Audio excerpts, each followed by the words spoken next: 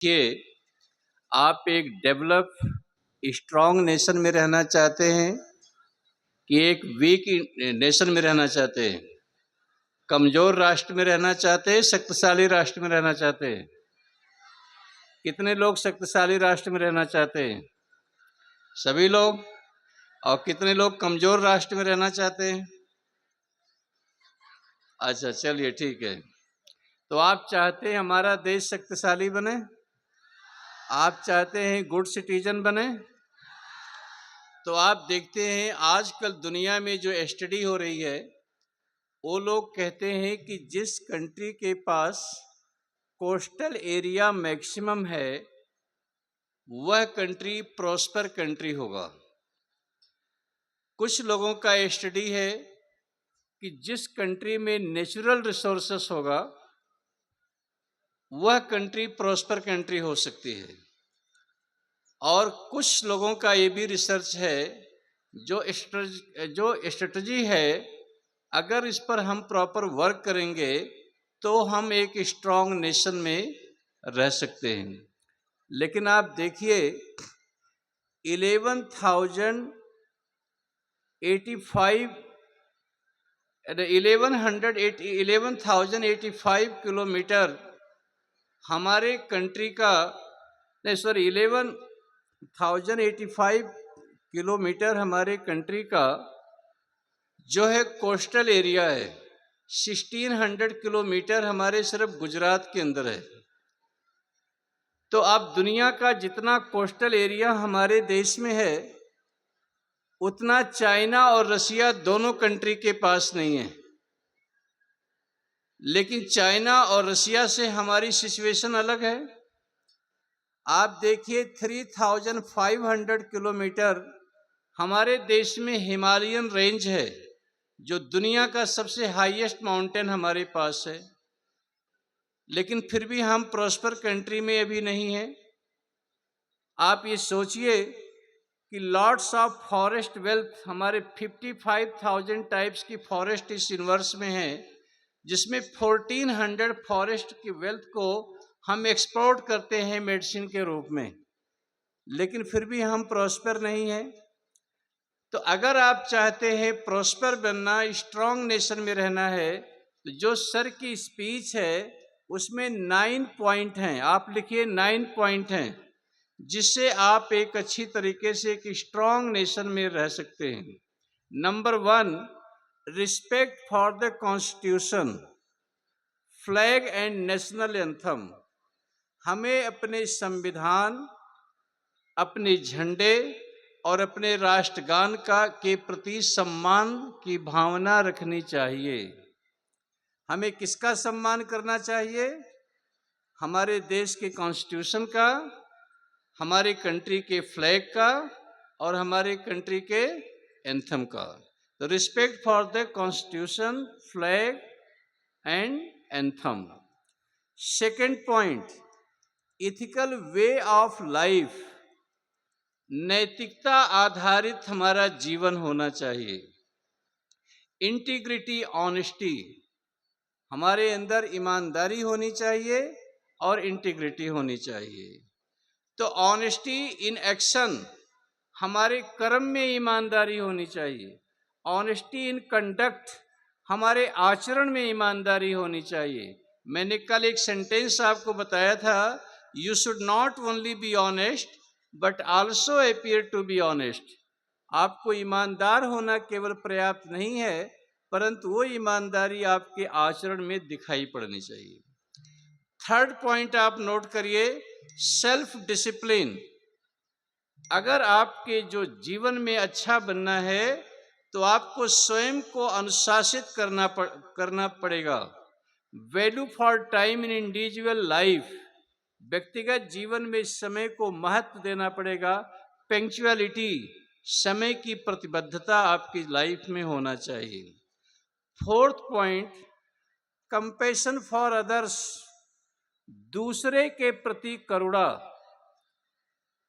जैसे compassion for your neighbour, अपने पड़ोसियों के प्रति करुणा हो, दूसरे के प्रति करुणा हो। जब आप जा रहे हैं, किसी बच्चे को रास्ते में कुछ चोट लग गई तो आप रुककर उसकी हेल्प करें। कोई आपके यहाँ बीमार है, कुछ तकलीफ है, तो उसकी आप सहायता करें। आप देखिए जिस स्टेट में आए हैं वो स्टेट में सबसे ग्रेट मैन हुए थे महात्मा गांधी जी। उनकी लाइफ पर 100 वॉल्यूम की बुक है, collected works of Mahatma Gandhi. 40 volume के 126 नंबर पेज पर गांधी जी लिखते हैं कि my illiterate mother but my wise mother, मेरी अनपढ़ माँ परंतु मेरी समझदार माँ। शिवा टीच मी अर्लियर, उन्होंने मुझे बचपन में समझाया था, सिखाया था। क्या सिखाया था? If you can help somebody in life only then your life is worth living. अगर आप किसी के काम आ सकते हैं, किसी की सहायता कर सकते हैं, किसी के जीवन को बचा सकते हैं, तभी आपका जीवन सफल है। अगर आप किसी के काम नहीं आ सकते, किसी की सहायता नहीं कर सकते, किसी के जिंदगी को बचा नहीं सकते, तो आपका जीवन सफल नहीं है। आप देखिए आज अलेक्जेंडर फ्लेमिंग हमारे बीच नहीं है, लेकिन जो उन्होंने पेनिसिलिन का इनोवेशन किया, निमोनिया डिसीज को एलिमिनेट कर दिया। आप देखिए आज अलेक्जेंडर ग्राहम हमारे बीच में नहीं है, लेकिन जो टेलीकम्युनिकेशन का इनोवेशन किया वो हमारी लाइफ की जिंदगी को आसान कर दिया। आज थॉमस अल्वा एडिसन हमारे बीच नहीं है, लेकिन 3000 टाइम्स फेल होकर जो बल्ब का इनोवेशन किया वो हमारे आंखों से अंधेरा दूर कर दिया। तो लाइफ की सक्सेस है आप किसी के काम आ सकते हैं, किसी की सहायता कर सकते हैं, किसी के जीवन को बचा सकते हैं। तो कंपैशन फॉर अदर्स। नेक्स्ट है fifth, love for the nation, राष्ट्र के प्रति प्रेम रखना। आप सब लोग राष्ट्र के प्रति प्रेम रखते हैं या नहीं रखते हैं? कितने लोग राष्ट्र के प्रति प्रेम रखते हैं? ये सारे के लोग झूठे हैं। अभी कोई आंदोलन होगा तो सबसे पहले बस जलाएंगे। जलाते हैं आप लोग गवर्नमेंट बस? राष्ट्र के प्रति प्रेम होगा तो गवर्नमेंट बस जलाएंगे तो किसकी प्रॉपर्टी है? राष्ट्र की प्रॉपर्टी है। आप अभी कोई मूवमेंट होगा तो पहले कहेंगे मार्केट बंद कर दो। अरे मार्केट बंद हो जाएगा, ट्रांसपोर्ट एक्सपोर्ट इंपोर्ट बंद होगा तो नुकसान किसका होगा? राष्ट्र का होगा। प्रोडक्शन किसका नुकसान होगा? अगर आप इस प्रकार के स्ट्राइक करते हैं, ऐसे किसी मूवमेंट में इन्वॉल्व होते हैं तो आप राष्ट्रभक्त नहीं हो सकते हैं। देश की प्रगति में व्यवधान डालना ये दुनिया का सबसे बड़ा देशद्रोह है। तो इसलिए आप कभी रेल को नहीं रोकना, बस को नहीं जलाना, मार्केट नहीं बंद करना है। हमारी देश की उन्नति के लिए हमें ख्याल करना है। लव फॉर द नेशन, राष्ट्र के प्रति हमें प्रेम करना है। 6 पॉइंट है पैशन फॉर डूइंग वर्क, कार्य के प्रति जुनून पैदा करो। जो भी आप कुछ काम करते हैं उसके प्रति जुनून पैदा करो, उसको अच्छी तरीके से करो। 7 पॉइंट है जो सबसे इंपॉर्टेंट है, always compete with your self, हमेशा अपने साथ मुकाबला करो। Always compete with your self, आपको दूसरे के साथ कभी भी कंपटीशन में नहीं आना चाहिए, अपने साथ मुकाबला करो। आप देखिए, मैं आपको 2 एग्जाम्पल सिंपल सा दे रहा हूं। आप कितने बच्चे हैं जो बता सकते हैं इंडिया के फर्स्ट आरबीआई गवर्नर कौन हुए थे? आप लोग समझदार हैं ना? तो फर्स्ट आरबीआई गवर्नर कौन बने थे इंडिया के? अब आप देखेंगे, मोबाइल चेक करेंगे, गूगल बाबा से पूछेंगे, तो इससे आपके दिमाग का पता चलता है आपका लेवल क्या है। तो आप देखिए, हमारे देश में एक ग्रेट स्कॉलर थे, उनका नाम था श्री सीडी देशमुख। क्या नाम था?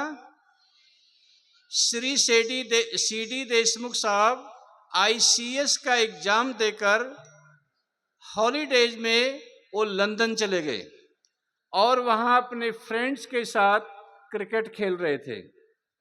उनके एक फ्रेंड एडलेस स्टुअर्ट आते हैं और कहते हैं, mister Deshmukh, result has been communicated, आज आईसीएस का रिजल्ट आउट हुआ है, आपको पता चला आपकी स्टेटस पोजीशन क्या है, तो उन्होंने बैटिंग करते हुए क्या कहा, हु स्टूड सेकंड, दूसरा कौन आया। फर्स्ट पोजीशन तो मेरी होगी मुझे मालूम है, लेकिन मेरे पीछे कौन स्टैंड कर रहा है यह जानने में मेरा इंटरेस्ट है, हु स्टूड सेकंड। और जब रिजल्ट चेक किया गया तो first position CD Deshmukh sir की थी। इसी तरह से हमारे देश में एक नोबल मैन पैदा हुए, उनका नाम था ऑनरेबल डॉक्टर सीवी रमन। नाम सुना आप लोगों ने?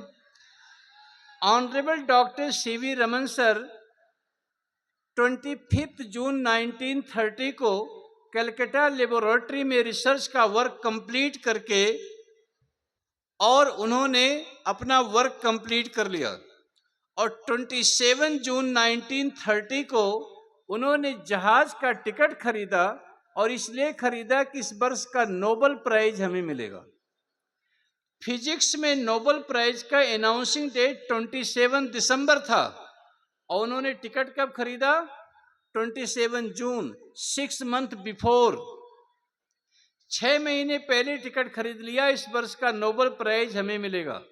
और जब 27 दिसंबर को अनाउंस हुआ तो नाम किसका आया? डॉक्टर सीवी रमन सर का। तो डॉक्टर सीवी रमन सर को 6 मंथ बिफोर ये कैसे पता था कि इस वर्ष का नोबेल प्राइज हमें मिलेगा? सीडी देशमुख सर को ये कैसे मालूम था कि आईसीएस के एग्जाम में हमारी फर्स्ट पोजीशन होगी? क्योंकि उन्होंने अपने लाइफ का एनालिसिस किया था, अपनी वीकनेस को आइडेंटिफाई किया था, उसे एलिमिनेट करने के लिए डे टू डे प्रैक्टिस किया था, अपना इंट्रोस्पेक्शन किया था, सेल्फ लर्निंग उन्होंने स्वयं से सीखा था, लर्निंग द सेल्फ, खुद को सीखने का प्रयास किया था। और जो आदमी स्वयं से सीखता है, खुद को सीखता है, अपने साथ मुकाबला करता है, उसकी कभी डिफीट नहीं होती है, और जो दूसरे के साथ कंपेयर करता है वो कभी सक्सेस नहीं होता। तो always compete with your self, हमेशा अपने साथ मुकाबला करो। जो सबसे इंपॉर्टेंट बात ऑनरेबल जस्टिस सर ने कहा वो है respect your parents and teacher. Respect your parents and teachers, अपने पेरेंट्स और टीचर्स का रिस्पेक्ट करो। जो अपने माता पिता, अपने शिक्षक का सम्मान नहीं करता है उसका कोई फ्यूचर नहीं होता है। तो इसलिए हमें इनका रिस्पेक्ट करना चाहिए। और सबसे इंपॉर्टेंट बात कही, enhancement of knowledge, right use of technology, अपने ज्ञान को बढ़ाने का प्रयास करो। तो thank you so much honourable justice, आपने समय हमें दिया, स्पेयरिंग और वैल्यूबल टाइम। अब मैं अपने steam guest Shri Sanjeev Sanyal sir से रिक्वेस्ट करूंगा कि सर वो आप आएंगे और अपने आइडियाज हमारे साथ शेयर करेंगे। सर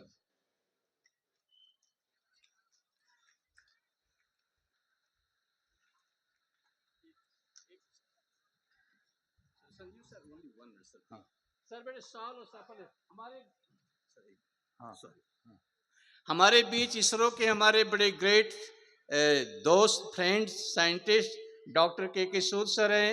इनकी मैडम गुजरात स्टेट की मेडिकल चीफ ऑफिसर हैं, और यहाँ ये बच्चों के लिए सेवा देती है। भी इनको अहमदाबाद जाना है, इसलिए मैं उनका सम्मान करके करने का प्रयास करता। सर प्लीज, डॉक्टर साहब प्लीज। बख्शी साहब आप भी